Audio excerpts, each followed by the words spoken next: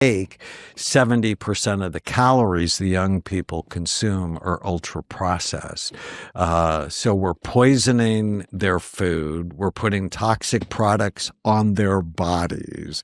We're feeding them negative news, negative comparisons on social media. It's a shit show. And the way out, I believe, is brain. 20, the Army sponsored Activision Blizzard's competitive Call of Duty esports league, which that one is hilarious to me. The idea of the Army paying for a Call of Duty esports league. Because what is the Army if not super high stakes Call of Duty esports? And the year before, in 2019, the Army sponsored and assembled an esports team comprised of 30 active duty service members out of 7,000 who tried out to boost recruitment numbers after the Army missed its recruiting goal for the first time in 12 years. Kids aren't willing to enlist and invade Syria? Start a new FaZe clan. It's also funny to imagine someone enlisting and then working really hard to be at the top of their team, and then they're like, all right, where are you sending me? And their command's like, Rust, 1v1, snipers only, no hard scope. Good luck out there, soldier. So, is Call of Duty a government psyop? Well, Call of Duty has between 90 and 100 million active monthly users worldwide. So it would stand to reason that the DoD would have the same interest in using this audience to train and recruit new enlistees as it has in other forms of media, as well as raise the public profile of the American military. The earliest days of the American long-haul trucking industry better paralleled the stagecoach industry than trucking of today. West of the Mississippi, there were no highways, routes were indirect, and service stations were few and far between. The roads were rural and the trucks were rudimentary, traveling at speeds that topped out at 40 miles per hour and experiencing constant malfunctions like tire blowouts and engines overheating. As World War I loomed, the movement of military supplies became critical to American participation, and railroads couldn't handle it alone, so industry advancements occurred quickly. Fifth wheels were introduced to trucks, which standardized their size. Diesel engines ushered in a new era of efficiency, with 25 to 30% more miles per gallon, and pneumatic tires decreased damage to both the trucks and the goods they carried. By 1920, there were 1 million trucks on America's roads. As technology evolved and infrastructure improved, the industry around it did too, and the government needed to catch up. To do this, the Interstate Commerce Act was amended with the Motor Carrier Act of 1935, largely spearheaded by the railroad industry, which was losing business to what they considered an unregulated transportation market in trucking. Key pieces of the legislation standardized trucking rates and required companies to have certificates. Companies previously in operation, like Alco, were grandfathered in though, and automatically awarded a certificate, making it very difficult for any new carriers to enter the market. They had to prove there was a need not being met to even be. Addresses a serious issue, while Joe reacts with laughter. This situation played out during the Joe Rogan Experience episode 1532 with Mike Tyson, turning somewhat awkward after Joe mistook one of Mike's earnest statements for a joke. I did that video and I was in bed for a week. That was 30 seconds and I was in bed for a week. And it's not funny because it made me realize that this is big boy, okay? Big boy. This big boy was There out. it is right there. Yeah, that wasn't really cool. But just as Tyson finished calling Joe out for his reaction, yet another stretch of uncomfortable tension ensued. What does it mean when fighting gets you erect? What does that mean? It's a good question. It's orgasmic sometimes. But saying that it gets you orgasmic, that's a strange thing to say. I'll get off this tangent in just a minute, but I decided real quick, like, how many banks are there in LA? And the first thing I got linked to was bank robberies, because of course I did. And this site is telling me that between 85 and 95, there were 3,500 banks in the region that were robbed 17,106 times. Meaning that if you worked at a bank in LA for those 10 years, statistically you were robbed at gunpoint 5 times. At what point do you just, like, not use money anymore? Bro, one day in 1992, there were 28 bank robberies in one day. Oh my word. So, suffice to say, most people are somewhere around the middle, or give or take 1 or 2 standard deviations, and then you've got extremes on other ends. And I'm starting to believe that that is also true of agency. And it's true of critical thinking capacity. And it's true of just everything, not just the obvious things like, people will talk about IQ, or they'll talk about height, or they'll talk about physical strength, or creativity, these types of things. People kind of recognize that there's a bell curve on these. But I think it's true of virtually every single trait. And I think that there are people who have a very high capacity to be highly critical thinking, and who have a very high capacity to, people who have a lot of agency.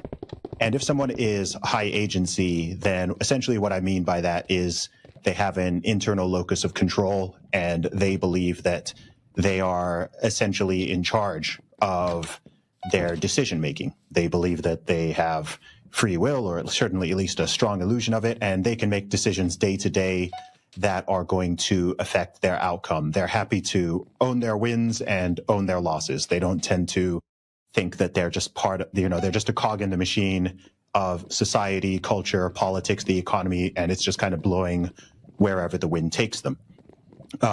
So there's super high agency people, and then on the other end, there's an extreme low end of that, where people, not only do they behave in that way, but they also truly don't believe that they're in charge of their own lives, and they tend to. Here's another thing I've noticed is, I think that whether someone is high agency or low agency or somewhere in the middle, people tend to assume everyone else is the same. Okay, so I know you're a high agency person, despite the fact I've only spoken to you for a couple minutes. I know you're going to be on the higher end of agency. I'm a high agency person. So even by you asking, along a path tilted 23.4 degrees to its spin. Within our local neighborhood of stars, our entire solar system is drifting 70,000 kilometers per hour, roughly in the direction of the bright star Vega in the constellation of Lyra. And our solar system is part of a giant galaxy called the Milky Way. On a plane tilted about 60 degrees, approximately like the windshield of a car, looking from above Earth's North Pole, our entire solar system races clockwise around the galactic center at about 792,000 kilometers per hour. And the biggest thing is they were blindsided when generative AI with ChatGPT and GitHub launched back in 2022, November 2022. I'm told Apple Intelligence wasn't even an idea back then. Why? Well, they missed the boat. There was philosophical disagreement and philosophical disinterest in the topic of artificial intelligence. I write about how Craig Federighi, Apple's senior VP of software engineering, doesn't really believe in these multi-billion-dollar projects. To be fair, this slow car crash of a disaster for Apple isn't just one man or one bad call. It actually stems from years of internal mismanagement, missed opportunities, and a leadership team that just couldn't decide what Siri or their version of AI was supposed to be. So what actually went wrong behind the scenes? To answer that, we have to turn our attention back to Siri again. Back in 2011, Siri wasn't even Apple's idea. It was an app that Apple bought for $200 million. And at that time, Steve Jobs had massive plans for it. But sadly, he would pass away just as Siri launched. And from there, things got really messy. 99% air, that it has the same thermal properties as air, but that is not correct. It's actually a better insulator than air is. That's because the width of the pores is smaller than the distance air molecules travel on average before colliding with something, their so-called mean free path. Hence, it's really difficult for the hot, fast-moving air molecules below the aerogel to diffuse through it and transfer heat to the top of the aerogel. This is called the Knudsen effect. It is so weird because, you don't expect something that's transparent to block the heat that well, but this really does. Also, George Washington was born on February 22nd, 1732. At least, that's what we're told. However, his family Bible says he was born on February 11th, 1731/2. So, which is it, Mr. I cannot tell a lie? Now, this detrimental effect is more commonly known, but did you know that nomophobia is the real fear of being away from one's phone? For heavy users, A study by Dr. Larry Rosson, the author of The Distracted Mind, revealed what a lack of smartphone access can do. Participants in the experiment were strapped to sweat and heat monitors as they read a passage. Their phones were out of reach, but they could hear text notifications flooding in. Dirty Jobs was an homage to a willingness to get dirty. And the first season of that show, I affirmatively looked for sewage workers, sewer inspectors. I looked for septic tank cleaners who became good at doing something most people didn't want to do and then found a way to love it, right? So for me, it's always the prestige thing is fundamentally backwards. We tell kids today the way to be happy is to first of all correctly identify that which will make you happy, then borrow whatever money it takes to get happy, then get your magic ticket, then punch the clock, then pay your dues, and then finally you can be happy. I like that theme. The idea that you can find a career where you actually want to get up in the morning and do it is a dream come true. Sure. A lot of people don't get there. They take jobs that really don't make them happy, but they have to eat, so they got to work. I think the real objective here in answering Monty's question, circling back to what he's asking is, if you really think being a doctor or getting, post-secondary education is going to... Hillsides and forests, as well as buildings and roads. A vine that is so feared by the local populace that there are stories of it not only destroying the local wildlife, but killing animals and even people that venture into its depths. For decades, mothers have warned their children about venturing into the Appalachian Green Inferno. And while the narrative persists that this plant is an invader looking to destroy anything that comes in its wake, I want to ask, is there more to the story? Hello everybody, today we're going to talk about the strange story of kudzu, aka Japanese arrowroot, aka mild... Mike, that's a big question, and he's got multiple levels in there. This idea of prestige... I've always been intrigued with that you take a path and take a history degree instead of becoming a plumber sounds like a pretty stupid thing. Prestige, what is that? Let's try and define that issue. Well, let's start with his name, Monty. First thing I heard was Monty Hall. Let's make a deal, right? You're the man who makes deals, and what he's talking about fundamentally is a proposition. And it's a transactional proposition that will lead to some level of prestige. The answer is how much. So what we've been told for the last 45 years is that the best path for the most people happens to be the most expensive path. But if you never get a college degree, does that make you a lesser person? Well, it depends who you ask. A lot of people would say, yeah. What we did with college was we gave it a PR push, and it needed one back in the 60s and 70s. But we pushed it at the expense of all other forms of education. So college became a cautionary tale. If you don't get the 4-year degree, then you're going to wind up turning a wrench or being a well. He went through a series of people just trying to publicly execute him. And he did the best he could to handle it, took all the necessary steps behind the scenes, like all of it, just did everything we couldn't, or he couldn't. I know him well, he's a friend, and it was a hard time. Yeah. friend first. And now we're in business, and guess what? It's great. Yeah. But it was a hard time in his life, and now the kid is operating on a fucking level that is unbeknownst to mankind. He is crushing it so hard. I love him. Oh my God, he's awesome. He's just the sweetest human as well. He's so sweet. I think he's one of the most impressive human beings on the planet. I have no doubt he's basically like the next Elon Musk. Even watching, he's like the influencer Elon. And he's 26, dude. Yeah. He's 26. He is scratching the surface. Even watching his Amazon show, like he's just it a is visionary. so good. We have a little group chat. Yeah. And with our partners, and he says season 2 of Beast Games is. I can't imagine. Let me actually read you the message. He's fucking one of a kind. He truly is. And you're so right to prevail and just continue to, grow. Yeah, it's hard. He kind of feels like Bank of America though in 2008. Like I think he's too big to fail. Beast Games. Mr. Beast is factually. Do you know what I'm saying? Like who's gonna cancel Mr. Beast? Beast Games season 2 is the most so insane shit the universe will ever witness, and I believe him. And he's done so. If you discover that you're a yeller, right? When there's conflict, you yell, and it doesn't necessarily have the best outcome. you have pathways that reinforce that. So every time you get angry, every time you get triggered, your brain loves efficiency, right? It doesn't want to build a bridge every time it crosses the river. It builds a permanent bridge. It makes that pathway easy. When you learn to bite your tongue and stop yelling, those neurons will actually, the arms that branch off and reach out to each other will wither and die. And you will find yourself not yelling without even thinking about it. A new pathway will be formed that will reinforce, the more constructive behavior. So you can only do that by opening the door with self-awareness. And once you open the door, repeat the behavior until you catch yourself doing it without thinking about it. And then that's when you know you've formed a pathway, you've made it habitual, and you can move on to the next one. Excellent. The moon's really weird. The moon's super weird. The size of the moon directly corresponding, like when it's in orbit with the sun, completely blocks out the sun perfectly. It's 1/400th the size of the sun, and it's 400 times closer to the Earth than the sun.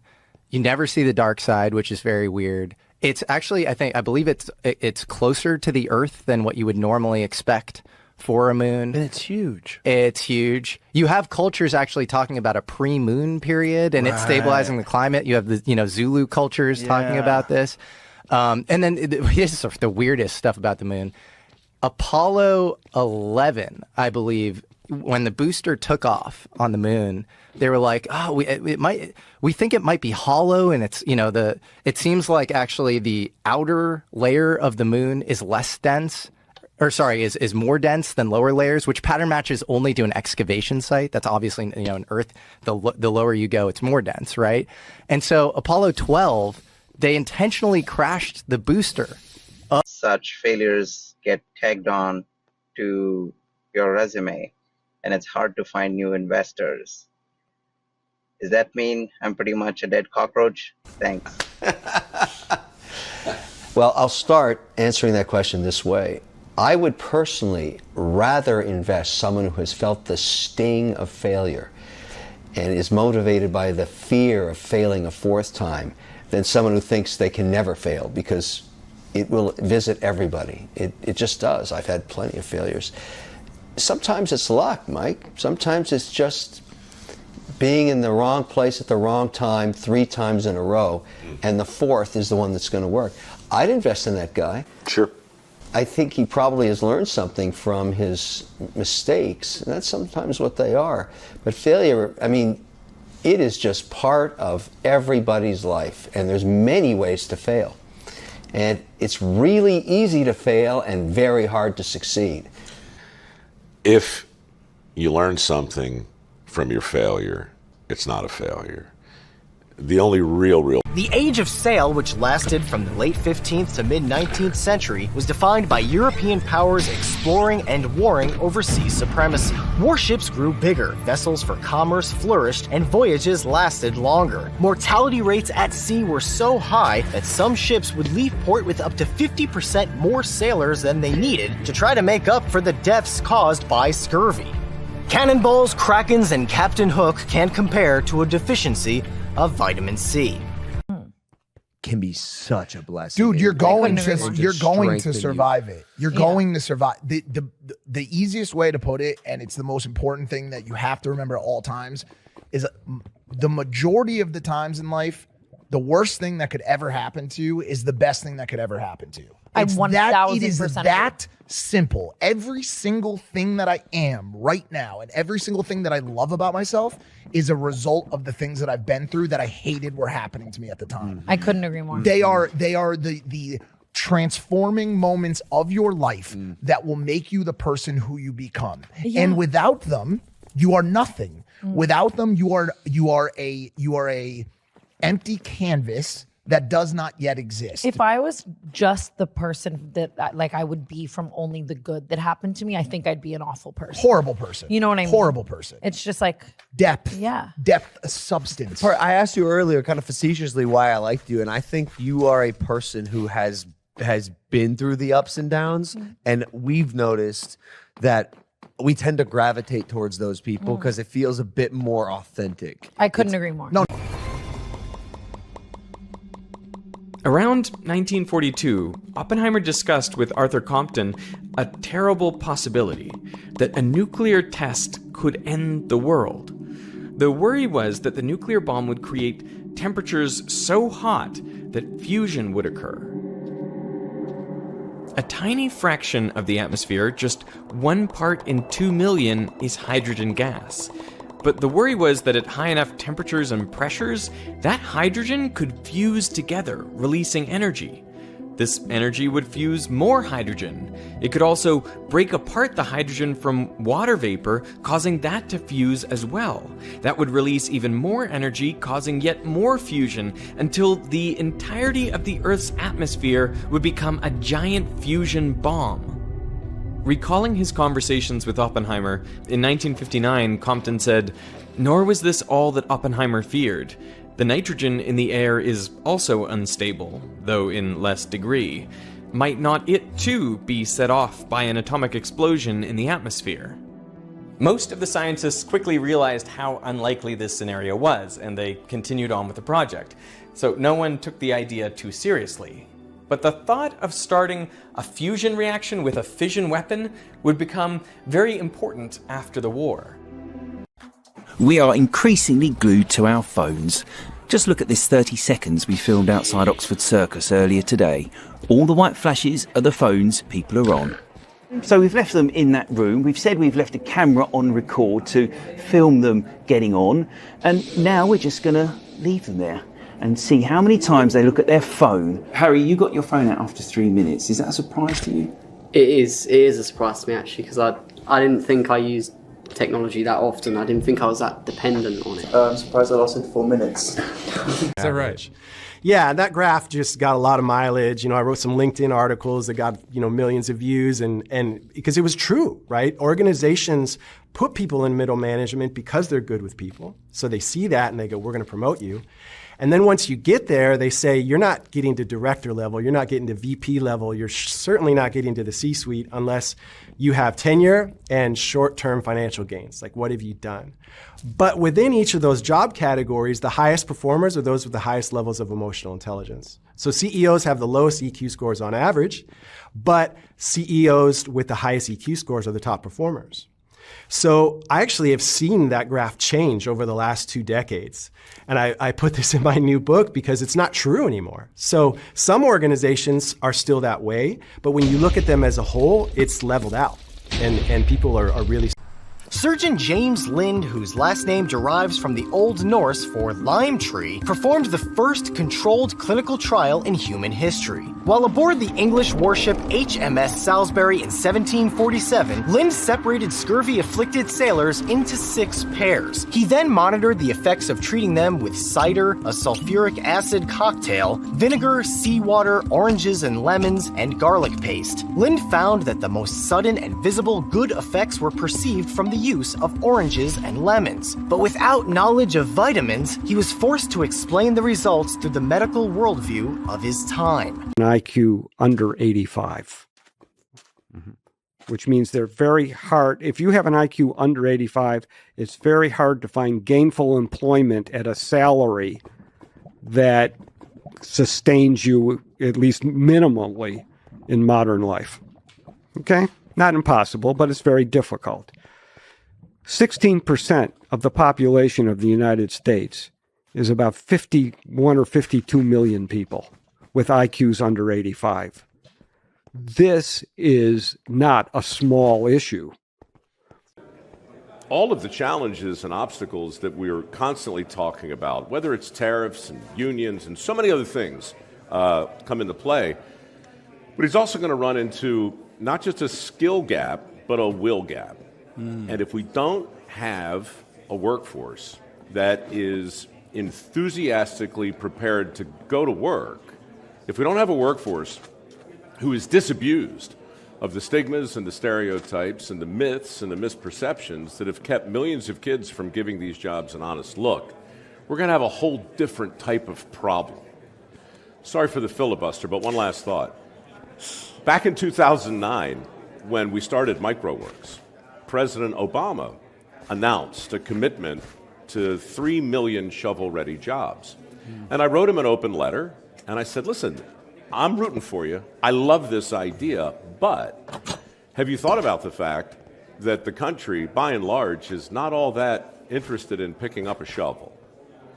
And if you don't create some kind of enthusiasm for the very jobs you're determined to create, then you're going to wind up in a pretty nasty feedback loop. And that's what we've been working on for the last 16 years. And the ship is finally starting to turn. You know, before we continue, as I'm listening to you, I can't help but think of this, crazy irony. Because I remember back in those days, there was this idea that people who had some of these jobs would need to, quote, learn to code. Do you remember that? Oh, sure. Right. Yeah. Well, now we have, this massive kind of AI revolution, chatbot, and, much more revolution. And in 1917, in the midst of World War I, a young Hungarian soldier named Olbert Szent-Györgyi wanted to get back to the University of Budapest so badly, he said, he was overcome with such a mad desire to return to science that one day I grabbed my revolver and in my despair put a shot through my upper arm. He finished his MD later that year without a clue that a guinea pig would lead him to a Nobel Prize. A friend walked in on him lying on the floor of his room, which he called a miserable hole, groaning and rolling from side to side in emotional anguish. It was in this state that Robert attempted to poison Blackett.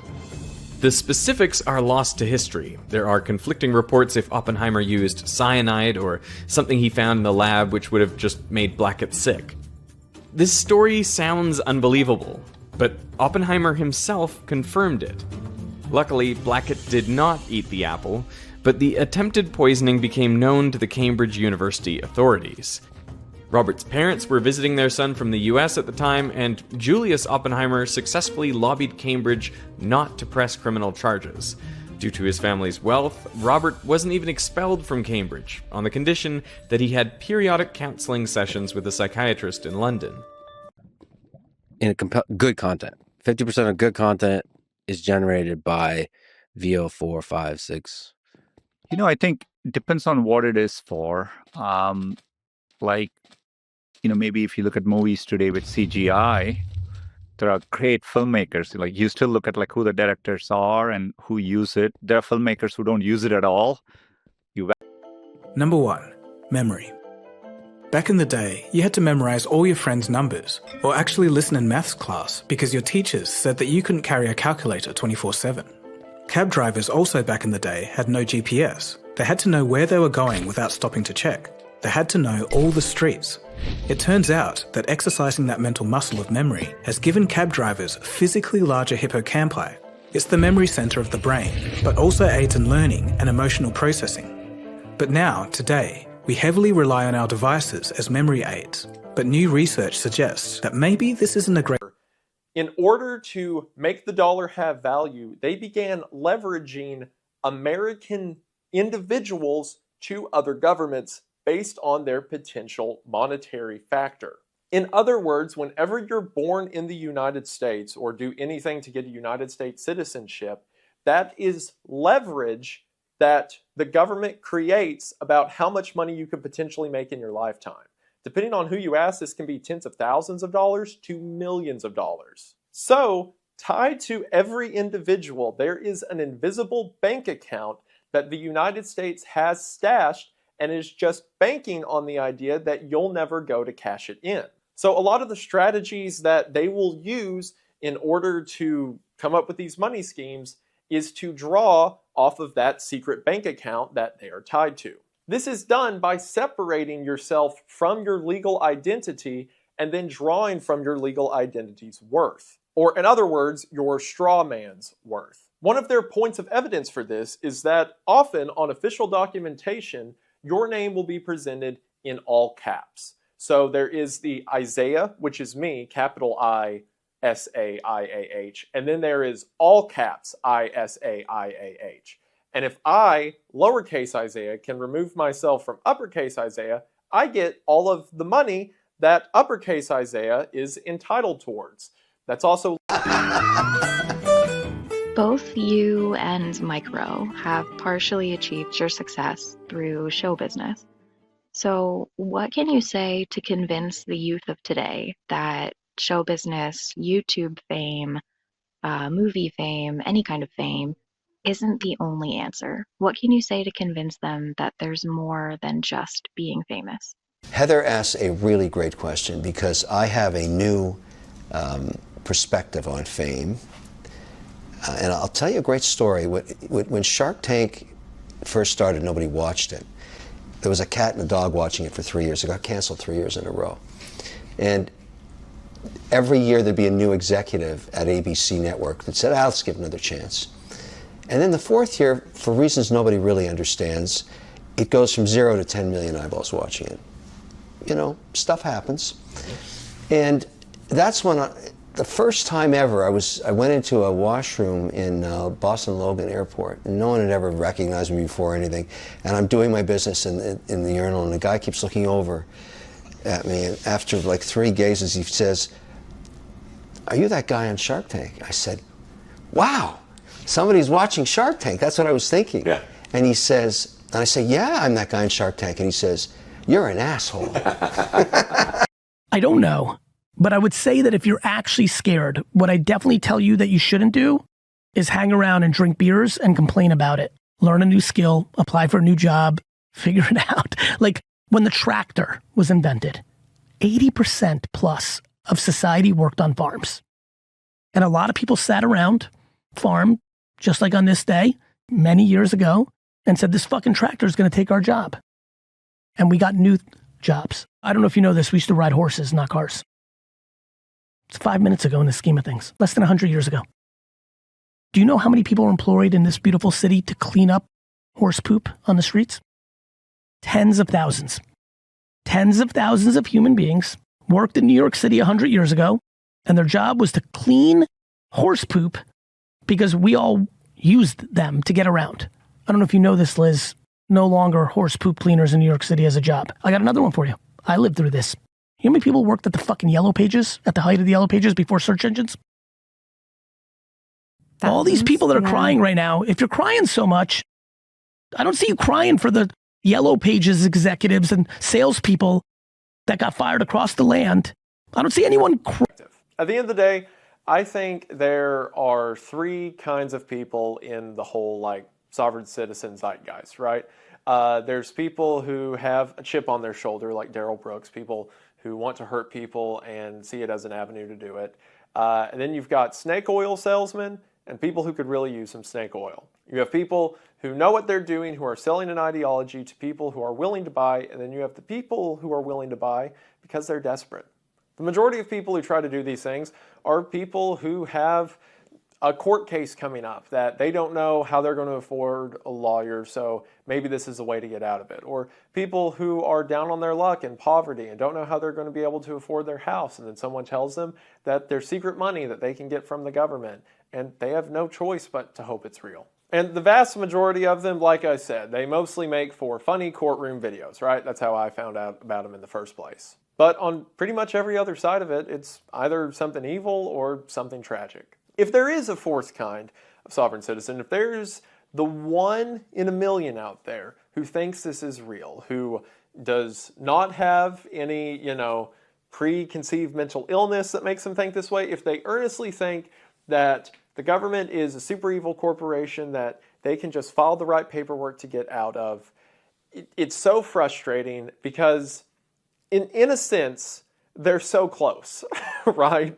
Like, yes, the government does make laws that benefit them and do things for profit. That's great. What are you going to do with that information? And then they're like, I'm going to file a 1099 that gets me $20 million. And it's like, okay.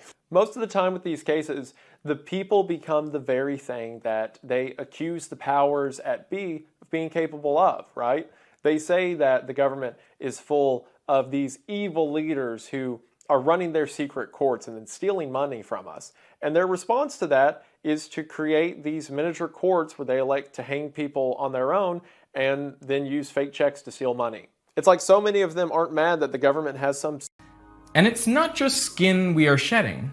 A ton of tiny organisms live on our bodies, a teeming microbiome of bacteria, fungi, and mites. Every hour, we shed approximately 1 million microbes in a cloud that spreads out a radius of about 1 meter from our bodies. In one study, an individual was placed in a clean room for 90 minutes. Scientists then identified who had been in the room, not using their DNA, but rather using the characteristic fingerprint of their microbial cloud. The technique was so accurate, the team wrote that it clearly suggests a forensic application for indoor bioaerosols, meaning that one day we will likely use microbial dust clouds to solve crimes. Dust. But in the Olmec world, there's this monument that is actually called El Negro. And you look at it, and it's not an Olmec. It is an African man. And so I post about this on my X account, and I just kind of like list everything I've seen in the Olmec world. And I'm like, this is really fascinating. Maybe this is evidence of Africans who were in the Olmec world. And I hadn't seen this monument before I saw it in person, because you go in the Olmec the Olmec realm or the region in Mexico, and you go to these museums and you look at the log or the ledger that people have been on, and nobody has visited this museum in the last 4 months. And before that, it was 6 months before that. And these monuments just kind of sit underneath these metal roofs, to protect them from the rain. And it's like this completely lost civilization. Is there an image of this that's available online? Yeah. There we go. So if you pull up an Olmec head, you'll see that these guys are very different looking, and especially if you can get, there we go. Look at, okay, so that's so that's a regular Olmec head. So you can see that these are two different races of people.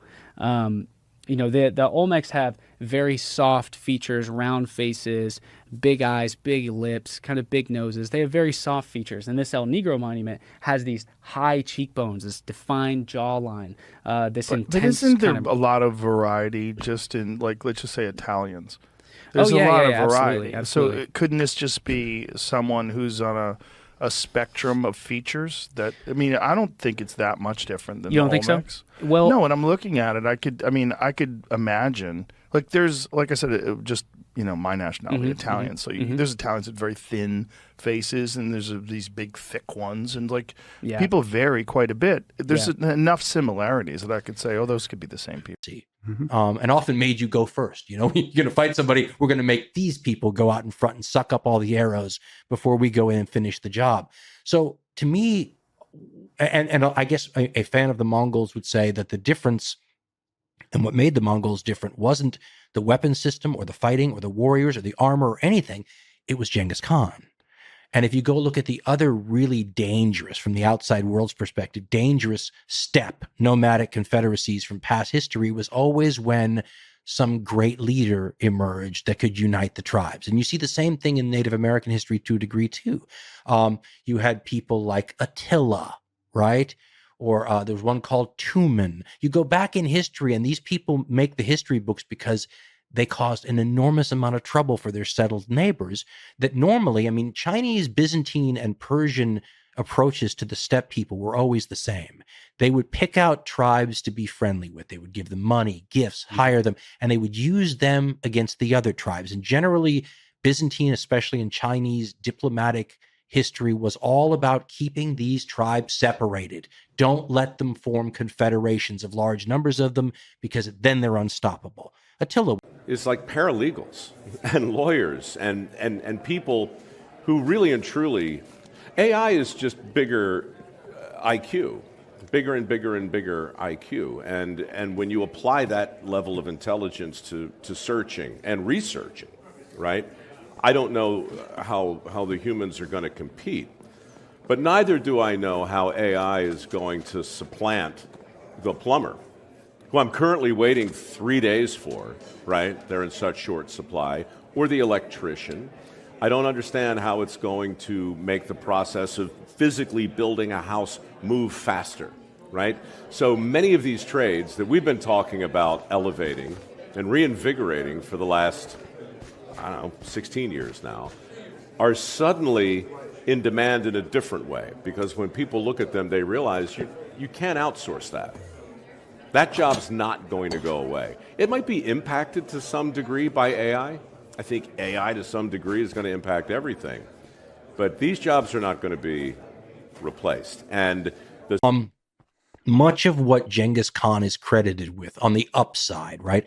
So things like religious toleration, And you'll say, well, he was religiously, the Mongols were religiously tolerant. And so this makes them almost like a liberal reformer kind of thing. But this needs to be seen within the context of their empire, which was very much like the Roman viewpoint, which is the Romans didn't care at a lot of the time what your local people worshipped. They wanted stability. And if that kept stability and kept you paying taxes and didn't require the legionaries to come in and then they didn't care, right? And the Khans were the same way. Like, they don't care what you're practicing as long as it doesn't disrupt their empire and cause them trouble. But what I always like to point out is, yes, but the Khan could still come in with his representatives to your town, decide your daughter was a beautiful woman that they wanted in the Khan's concubine, and they would take them. So how liberal an empire is this, right? So many of the things that they get credit for as though they're some kind of nice guys may, in another way of looking at it, just be a simple mechanism of control, right? A way to keep the empire stable. They're not doing it out of the goodness of their heart. They have decided that this is the best. And I love, because the Mongols were what we would call a pagan people now, I love the fact that and I think we called it, I forgot the term we used. It had to do with like they were hedging their bets religiously, right? They didn't know which god was the right one. So as long as you're all praying for the health of the Khan, we're maximizing the chances that whoever the gods are, they get the message, right? So I think it's been portrayed as something like a liberal empire. And the idea of Mongol universality is more about conquering. Now, anything that heavily impacts the population could have been considered an answer to this mysterious die-off. Yet what was so odd is that the bottleneck was only really seen in Y chromosome diversity, which is unique to males and passed on from father to son. While in the mitochondrial DNA, which is passed down through females, researchers found no matching drop in diversity. In other words, something had happened which clearly affected a lot of men, but not nearly as many women, leading to the researchers' idea that unprecedented violence may have had been the explanation. Because if the perpetrator was a volcanic eruption, severe weather, or some other form of Mother Nature, you'd expect the drop in genetic diversity to be more or less equal between genders, not just in one. And really, a drop is not the best word to describe what happened to the men, as a more appropriate word would be decimated, with the scientists estimating that this event was so horrific that by the time it subsided, the effective male population in Africa, Europe, Asia, and the Middle East had been reduced by up to 95%, meaning that theoretically, only 1 in 20 men survived this purge, with women possibly outnumbering men 17-1. So a while back, when I was filming a different video, a PhD scientist told me, 70% of household dust is dead skin. And I'd heard that before, and chances are you have too. If you type "is dust" into Google, the top autocomplete result is dead skin, because that's one of the most common ways people complete that query. But a quick... It's the Traveler. I want to call him, I think he's Monument 13. There's another one called Monument 19 that we should look at. But he's this man that's very clearly not... there we go. Top left, the one that's on Reddit. In fact, this might be my post on Reddit. Yes, yes, sir. So this guy right here, all right, so this is really, really fascinating. So let's diagnose this. All right, so flags. Flags are invented, this is a very unknown fact. Flags are invented, or the first place that we have evidence for it is along the Nile Valley, on these pre-dynastic pots, which they're not the stone vases, but just like clay pottery. They would make little paintings on them, and people had these river boats that had these flags on them, and the flags would say what city you had come from or what village you had come from. And so flags are an old world thing. We don't have any evidence of flags in the New World. All right, he's also wearing a turban. He's got this big turban that's draping off the back of his head, and he very clearly has this distinct beard that's popping out. Now, Native Americans, sometimes they can, they're Asiatic. They have Asian DNA, and Asians don't really grow typically. Sometimes they'll grow the little stash and a little bit of a beard here, but they don't have that big thick beard that you would see, like in Europe or along the Mediterranean in the Middle East. And so this guy has this big thick beard, and then he's got boots on his feet as well. And we think that these are these glyphs that you see to his left and right. these are really, really early Olmec glyphs, and they interpret that foot to the left as saying that he came from somewhere. He was a traveler. And the disappearance of Johnny and Eugene was a huge deal in Des Moines, and Eugene's relative felt that if people knew what the kids looked like, then they'd have a better chance of finding them. So Eugene's relative approached his boss at the Anderson and Erickson Dairy and said, what if, instead of running the normal ads that we run every week, we instead put pictures of Johnny and Eugene on the side of our milk cartons? The owner of the dairy thought this was a great idea, and in September of 1984, for the first time, photos of missing children with the word missing rolled out in grocery stores across the city. And from there, the concept spread really fast. A couple months later, in November of 1984, Walter Woodbury of the much larger Hawthorne Melody Dairy in Whitewater, Wisconsin, was visiting Des Moines, Iowa on a business trip. While in Des Moines, he saw one of the Anderson and Erickson milk cartons that had the faces of two missing kids printed on the side of it and thought it was an incredible idea. The Hawthorne Melody Dairy was so big that part of its distribution range was Chicago, Illinois. So, Woodbury goes to the police chief of the Chicago Police Department, tells him about his idea to put missing kids on milk cartons, and the Chicago police also thought that it was a great idea. So it begins to spread to newspapers around the country that Chicago is going to begin showcasing missing children on milk cartons to raise public awareness. A month later, in December of 1984, Steve... If you want to think about it another way, in a single year, you give off around 180 billion dead skin cells. That's roughly the same number as there are stars in our Milky Way galaxy. 5,000 years ago, in present-day Latvia, a stone-aged man, seemingly in his prime, was drawing his final breaths. He was only between 20 and 30 years old, had no clear visible injuries, and wasn't starving or dehydrated. At the same time, a woman, also in apparent good health and equally young, was spending her last moments on Earth too, enduring the exact same agony. However, despite their fates being identical, the two did not actually know each other, nor were they even neighbors, as she was located hundreds of miles or kilometers away in Sweden. But within a few days, both would be dead, as would countless others, all slain by an invisible killer who thousands of years later is being blamed as a potential culprit behind the partial collapse of human civilization in the end days of the Neolithic. And the murder suspect in question is one humanity knows all too well, Yersinia pestis, a gram-negative bacterium which you likely have never heard of, but almost definitely know the name of the disease it creates, the plague. Yes, the very same plague that brought us the likes of the Black Death and the Plague of Justinian, two of the deadliest pandemics of all time, which combined possibly killed hundreds of millions of people. And now, some researchers think that this trouble may have also been behind an ancient plague that decimated populations across Eurasia thousands of years before. For quite a while, researchers have been aware that Yersinia pestis was an ancient pathogen, with DNA suggesting an emergence of between 7,000 and 6,000 years ago, after it had likely evolved from Yersinia pseudotuberculosis. But the going idea was that it didn't do anything interesting for a long time, only going ham during the medieval ages much later on. However, this idea started to change after researchers began to stumble upon not one, but dozens and dozens of individuals dated to the Neolithic who all had Yersinia pestis preserved in their teeth and skulls, indicating that it had been circulating in their blood and very likely killed them, as all three kinds of the plague, septicemic, bubonic, and pneumonic, boast very high mortality rates, in some cases averaging 93% without treatment. So in other words, they were likely doomed. But despite this... We could be falling through that horizon now in this room, and we wouldn't notice anything, except that we couldn't get out again. And ultimately, in a few hours, in that case, time would end for us. So we just you go to the end of time. We could talk about that. There's a picture of that. Maybe I should talk about this. Is getting quite complicated already, isn't it? We didn't start in a relaxing way, did we? I don't know. No need to. No need to. Let's get right into it.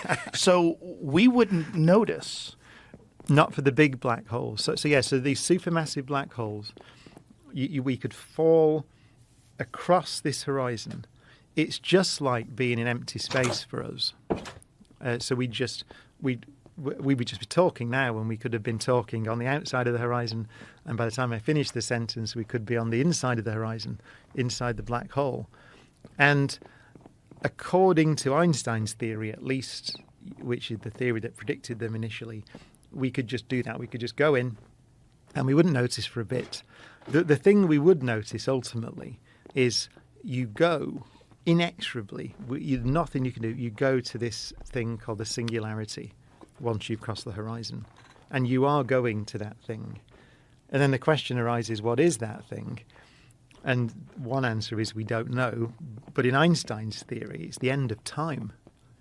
So one way of picturing what's happened here is so distorted is space and time by the collapse of a star or the collapse of loads of stuff to make these big supermassive black holes.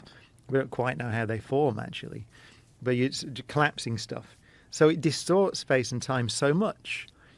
Even short term and then slightly more protracted, social normal use, whatever normal recreational use of alcohol, weed, and mushrooms. Well, and you does to see the brain. the disaster we have with our mental health. Teenagers who use marijuana in their 20s have an increased risk of anxiety, depression, suicide, and psychosis. I'm not a fan at all. I published a study on 1,000 marijuana users.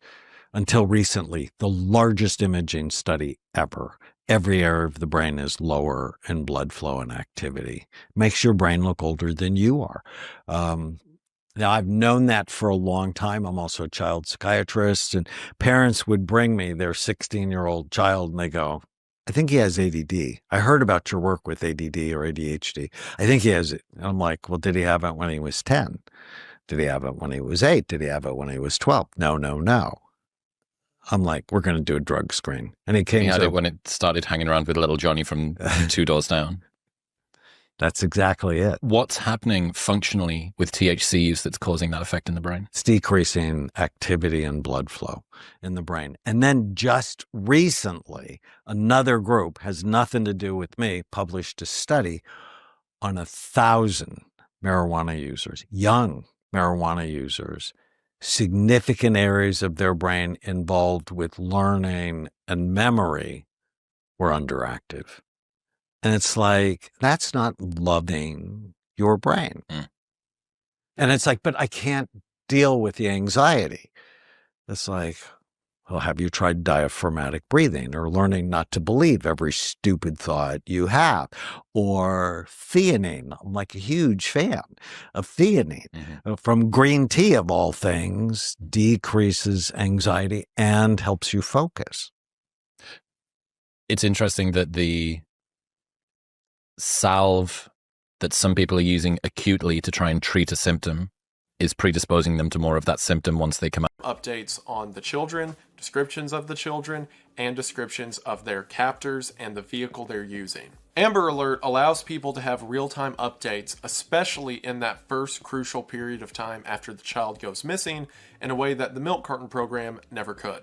And similar modern advancements in technology have allowed much better chances for children that go missing. For example, in 1990, about 62% of missing children were found alive and well, whereas in 2011, 97% of children were successfully recovered. And Amber Alert seems to have a significant part in that factor, as in a 2022 survey, 1,114 successful recoveries have occurred because of Amber Alert. And while I've talked about a lot of the controversies surrounding the milk carton program today, I truly believe that in the beginning and throughout all of it, there was at least a remnant of good faith people looking to help kids. In the beginning, it was entirely done out of the kindness of people's hearts. And the fact that 700 dairy plants around the United States took a cut of their profit, because remember, the kid occupies a space that an ad normally would, the fact that they did that, and by some estimates printed a total of over 5 billion milk cartons with missing children's faces,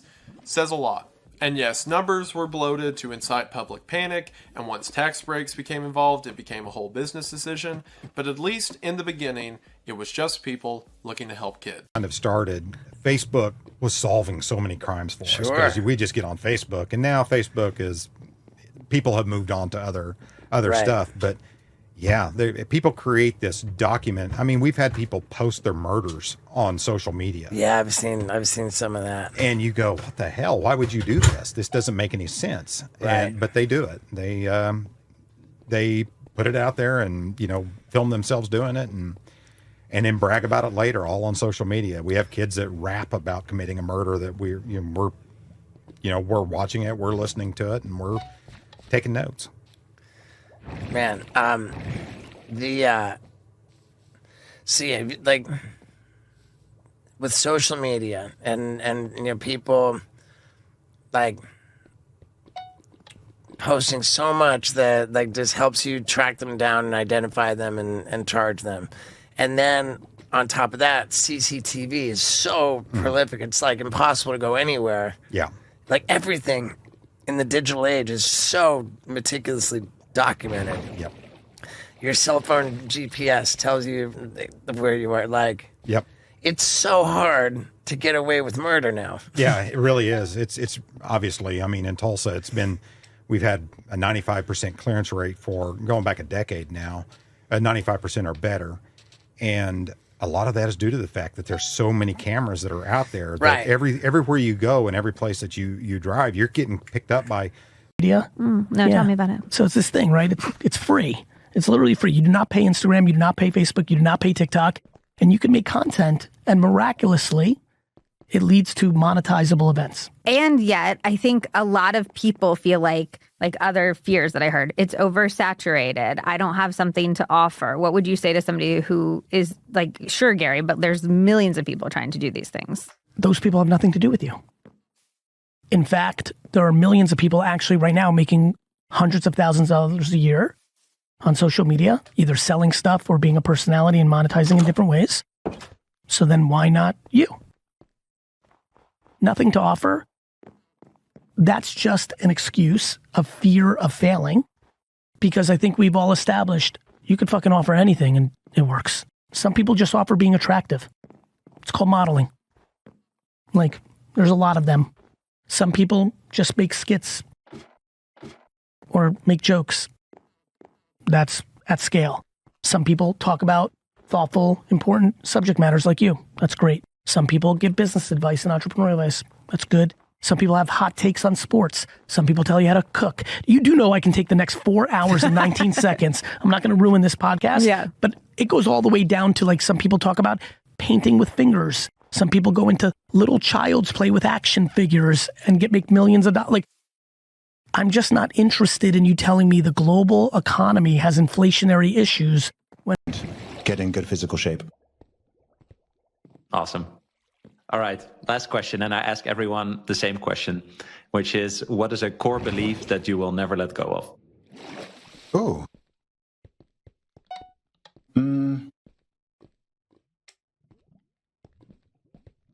Everybody is capable of way more than they believe. I believe I have won the greatest lottery of all time. I'm alive. I walk the earth. Above all things, I'm grateful.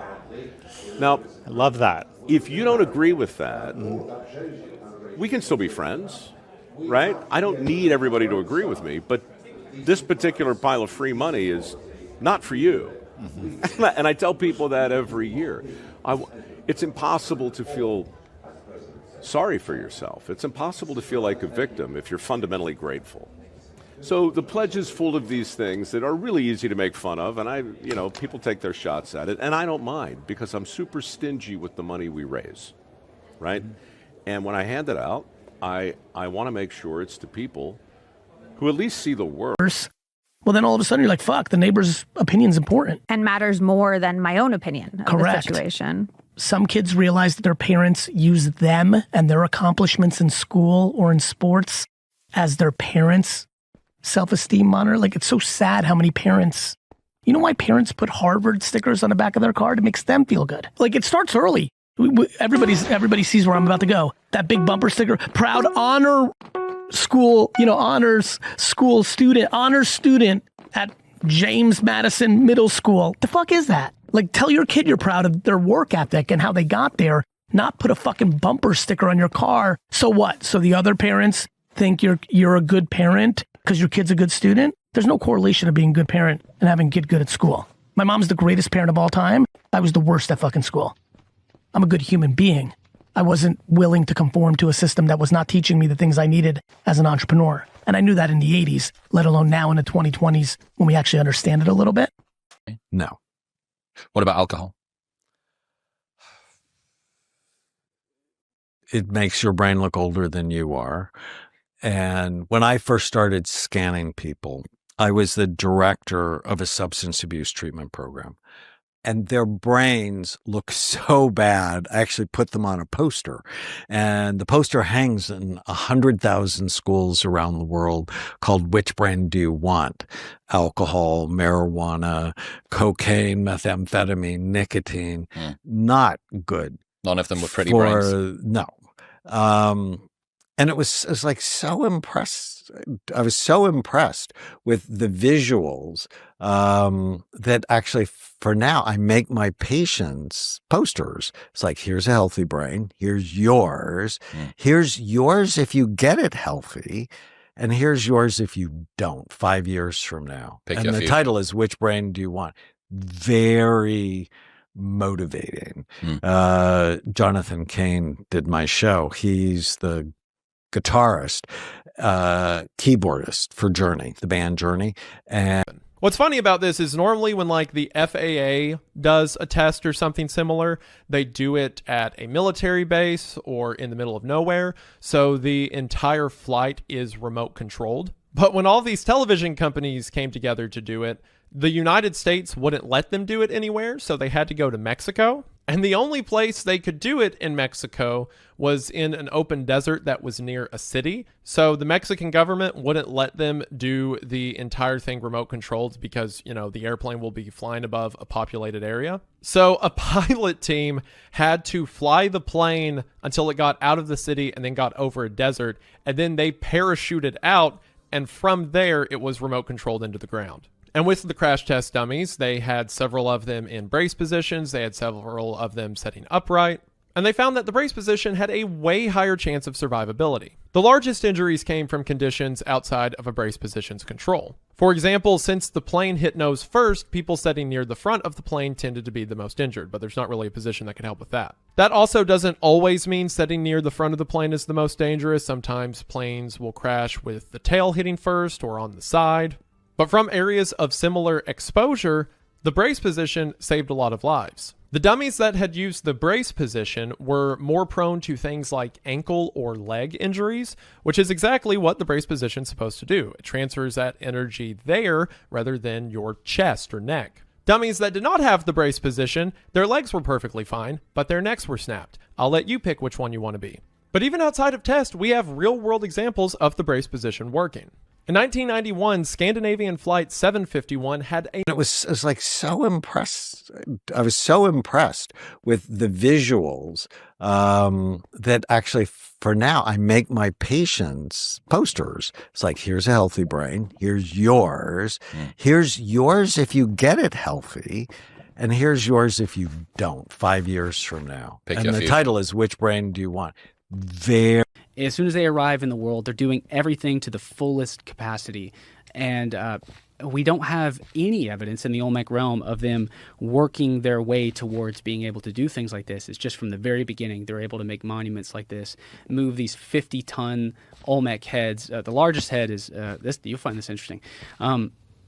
So there was a nautical engineer that MEC, which is an organization I'm with. It's the Maya Exploration Center. It's run by Dr. A. Barnhart. I'm a member of it. And one of the guys that worked with us traveled into the Olmec realm. And he's a nautical engineer. He's fascinated with how were the Olmecs moving these huge heads up and down these rivers? So they live in like the rivers, swamps. They have to cross some mountain ranges. How are you getting these heads 90 miles away from the Sierra de la Tuxtla volcanic belt? That's where they're pulling the basalt from. Because we found unfinished heads like at the base of these big basalt quarries. And they're transporting them 90 kilometers away through, like I was saying, rivers and 90 valleys. miles or kilometers? I think it's kilometers. It's kilometers as the crow flies. I'm pretty sure. Okay. And so much further when you're actually dealing with the complications of the terrain. And so he was fascinated, like, okay, how do they get them to the river? And then how do they get them on the boat? And when it's on the boat, how exactly does this work if they're transporting it by boat? And it's kind of the same mystery in Egypt too, right? Like how do the nuances of these things work? So he devised this algorithm or whatever where you could put in the hypothetical size of your Olmec raft and put in the hypothetical size of an Olmec head into this database or whatever. And when you made a raft that was too big to go down the narrow stretches of the Coetzalcoatl River, which is like the Olmec's Nile River, when the raft was too big and too wide to actually go down the river and you put a 5-ton Olmec head on it, it would sink that raft. But the smallest Olmec head is 6 tons and the largest one is 52 tons. So how are they doing it? And this is something that like all archaeologists have quietly known, this idea of they're just being transported on these simple balsa rafts must be wrong. It's it's unexplained. How are these things being done? And I just find this realm really fascinating. Wow. Artistic scholarship, scholarships for everything. We look for people. Like, I'm more concerned with your attendance record than I am your GPA. I'm more concerned with, will you fill out our entire application? You got to jump through some hoops. Can you provide references? Like, if you were, applying for a job, can you make a persuasive case for yourself? I like to look at video of the person. I like to have them write an essay. They got to sign a sweat pledge. My sweat pledge is a 12-point statement of belief. I'm going to work my butt off, basically. That's the sweat pledge? It's a big part of it. Yeah. Part of it was just an attempt to articulate what I think work ethic is. But part of it, too, was an attempt to kind of drill down on things like delayed gratification and just a decent attitude and a measure of personal responsibility and gratitude. Like the very first thing in the sweat pledge says, I believe I have won the greatest lottery of all time. I'm alive. I walk the earth. Above all things, I'm grateful. Now, I love that. If you don't agree with that, we can still be friends, right? I don't need everybody to agree with me, but this particular pile of free money is not for you. And I tell people that every year. It's impossible to feel sorry for yourself. It's impossible to feel like a victim if you're fundamentally grateful. So the pledge is full of these things that are really easy to make fun of, and people take their shots at it, and I don't mind because I'm super stingy with the money we raise, right? And when I hand it out, I want to make sure it's to people who at least see the world more or less the way I do, and who are genuinely willing to pursue a skill that's in demand. That's what matters most. Beyond that, I can't control what happens. But the business of elevating and celebrating work ethic matters. And we've so far awarded, I think, about $12 million in these scholarships. We'll do $2.5 million this month. We just opened our next work ethic scholarship program. But the thing is, to your earlier point, it could be $25 million. For the first time now, we have enough interest. We have people got the memo. People know that the 4-year degree is not a guarantee. They know it's expensive. Gen Z gets it. Many of their parents are starting to get it. Many guidance counselors are starting to get it. Why do you think that this is the unhappiest generation at the moment? What's contributing to that? Because they have brain problems. They think of alcohol as a health food. They think of marijuana as innocuous. They think of psilocybin as the cool new thing that I should do because it treats PTSD and depression, and I think I should do it at the party I'm at Friday night. I think there are a series of lies that are driving the problems we have. And then if you take on top of that social media, where you think everyone else's life is better than yours, the negative news that is actually designed to hook you to keep watching, even though it makes you angry, so that they can sell you more copper underwear. And then take... Twice a year, the subsolar point crosses over Hawaii, the only place in the US where it hits land. And when it does, it is called Lahaina Noon, meaning cruel sun. Straight vertical objects look unnatural during this brief time, like they don't belong, as if they were photoshopped in without regard for reality. No, it looks yellow. And that's because the aerogel is actually scattering out that blue light, and so what passes through and makes it to our eyes is the longer wavelengths like the yellows and oranges. It's basically the same effect as looking at a sunset.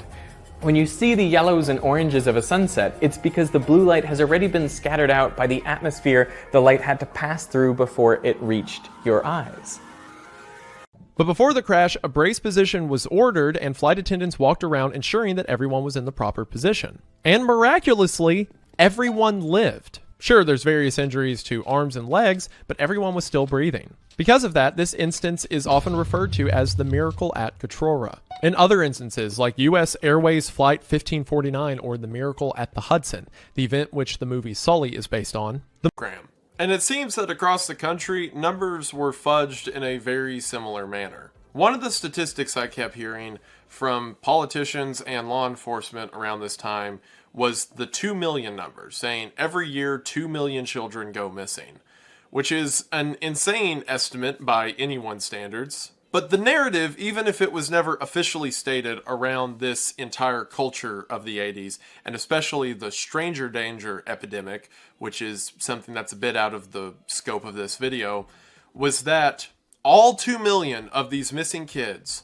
were abducted and swept off the streets by these no-good, low-down strangers who roll into town, steal a few kids, then roll out. And it began to contribute to this air of fear in the public that you couldn't let your child out in public, even if you were with them, because there was always a shady van around the corner ready to sweep up kids. And I'm sure that several of you watching either lived through or had parents who lived through the era of anti-stranger PSAs or these videos that would teach children to never get in a car unless they had a password that your parent would have told them at some point, and to never talk to weird people at the grocery store and all kinds of stuff like that.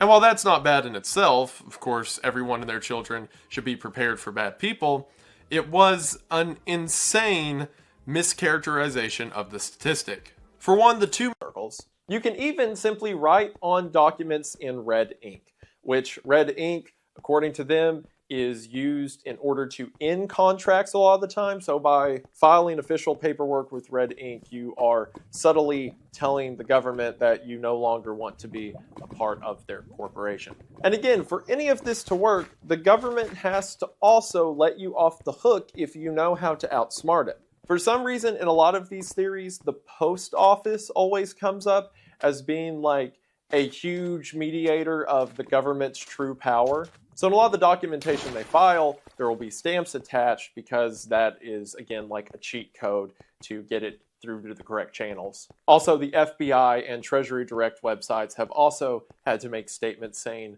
what?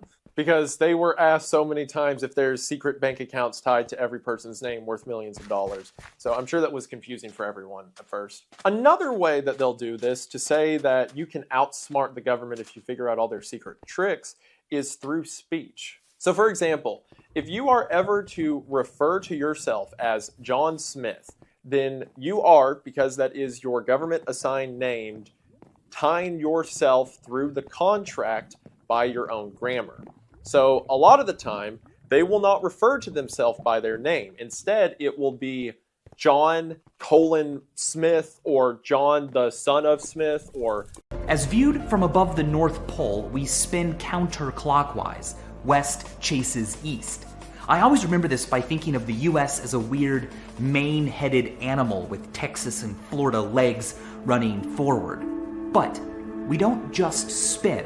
We also revolve around the sun on a plane tilted 23.4 degrees relative to our spin. Both are made of silica, but with very different physical structures. We're gonna see how long it takes to melt these chocolate bunnies with a Bunsen burner. Now to have a look at this experiment, we have a Fleur T1020, which can see temperatures up to 2,000 degrees Celsius. It's getting pretty hot. Yeah, you can see that. The glass is getting really hot already. And after just a minute? It's starting to smoke. Oh, okay. It's definitely melting and smoking. Oh yeah, here we go. I would say that that's a phase change. We've got liquid chocolate situation. We have some smoking bunny. Over here, the bunny is actually sort of melting over, and look, it's sort of tilting to the side. All right. I think we're going to call that a melt. What is that? Oh, on cue, on cue. I would say that that's a material fail. Not only did the bunny melt quickly, the Petri dish cracked under the thermal expansion. Want to pop it in? So now let's try the aerogel. So how was aerogel invented?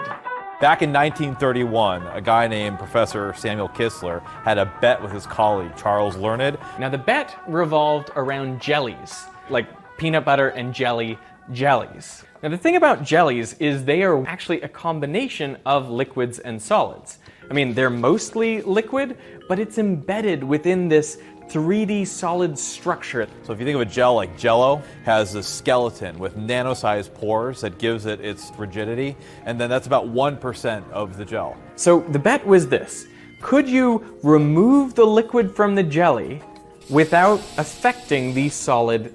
The primary one being, since it is near impossible to hold yourself against the back of the chair, instead anticipate the fact that you'll be thrown forward and start at the seat back in front of you. For most United States airlines, the standard practice is to place one hand on the seat back and the other hand overlapped with it, with your forehead cradled between your arms. In this sense, your arms effectively work as an airbag, making sure that any of the energy that's transferred in the crash goes to your forearms rather than your head. And while you might have a bad time if you break your arms in a plane crash, that is better than shattering your skull.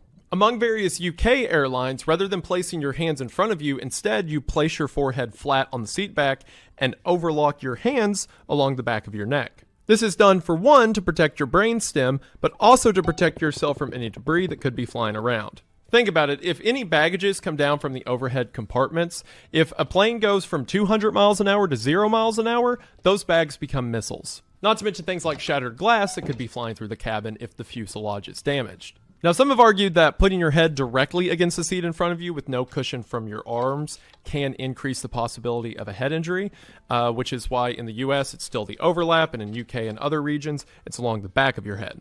Also, it is important in either position to overlap your hands instead of interlocking them, because if you interlock them in the event of a crash, you're probably going to break your fingers. One of the main injuries that is seen in a plane crash is injuries to the limbs, because people's arms and legs tend to fly out at the moment of impact. So while these two maneuvers take care of your hands, different regulatory bodies also have different ideas when it comes to your legs. By United States doctrine, most airlines still advise you to keep your feet firmly planted to keep a more stable point for your torso and head. Whereas in areas like the UK, protocol is to tuck your legs as tightly as you can to the seat you're sitting on. This is to prevent a common injury in plane crashes when your legs fly forward and hit the bar of the seat in front of you, which in a lot of cases, as you can imagine, breaks your shin. Whereas if your legs are tucked against your own chair, they are less likely to fly out and hit something. However, once again, it's a trade-off, because if your legs are tucked in against your chair, that is a less stable point for your upper body than to have them firmly planted. But similar to the hand thing, both doctrines have their own arguments either way. Of course, in both of these strategies, you are firmly wrapped against the seatbelt across your lap. This helps with jack. Oh, and don't even ask about 1752. In Russia, 1752 looked pretty normal, but check out what the British Empire was up to that year. Nothing really out of the ordinary, except Ember. The second was followed by the 14th. Were 11 days just deleted? Where'd they go? What happened then? 8-year-old Eden Patz went missing from his neighborhood in Lower Manhattan. Normally, Eden's dad would walk him down the short stretch of sidewalk in front of their house to get to the corner of the street where Eden's school bus would stop every morning. This morning of May the 25th, Eden was excited because it was the first time he got to walk to the school bus alone. However, after leaving his front door to take the short walk of a few dozen feet to the bus stop at the corner of his street, Eden was never seen again. Whenever Eden didn't show up for school that day, the teacher just assumed he was sick and didn't think to call it in to the principal or his parents. It wasn't until that evening when Eden didn't come home from school that the parents decided to call the school, only to figure out that he had never been there, and then call the police. Despite over 100 police officers, a team of bloodhounds, and nearly the entire neighborhood searching for him, Eden was never found. The case was so high profile that Ronald Reagan made May the 25th National Missing Children's Day. And despite the Missing Children Milk Carton program beginning 5 years after Eden's disappearance, Eden Patz was seen as such a widely known case and a case that people wanted to see resolved in some sense that they decided his would be the first face to show around the country. There's a lot of confusion and conflicting reports online as to which face was the first to appear on a milk carton. Some say it was Johnny's, some say it was Eugene's, and some say it was Eden. This is aerogel, the world's lightest, that is least dense solid. This piece has a mass of just 1.22 grams. That is only a few times the mass of the same volume of air, which kind of makes sense because it is 99.8% air. In fact, some aerogels are so light that if you removed all the air from them, they would be less dense than air. Kudzu is what's known as a structural parasite. In other words, the root system itself, or the vines, leaves, whatever, don't have any structure above ground, so they just cling on to whatever's nearby. Add to that the fact that they thrive in areas with low nitrogen and low resources, and kudzu will grow over any man-made structure it comes into contact with. So okay, you have this giant vine that is really big, and it can overtake stuff you build. Well, just dig it up, right? Well, for one, as mentioned, that can be really hard considering how big these things can get. But also, as mentioned, within a year, the stems can become their own root system. So even if you pull up the main root, better hope it wasn't there that long,